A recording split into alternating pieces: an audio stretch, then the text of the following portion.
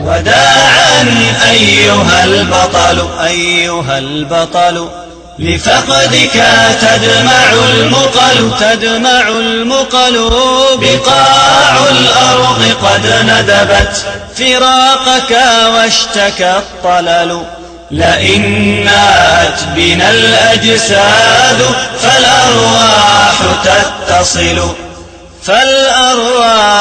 تتصل ففي الدنيا تلاقينا وفي الأخرى لنا الأمل فنسأل ربنا المولى وفي الأسحار نبتهل بأن نلقاك في فرح بدار ما بها ملل بجنات وروضات بها الأنهار والحلل بها الحور تنادينا بصوت ما له مثل بها الأحباب قاطبة كذا الأصحاب والرسل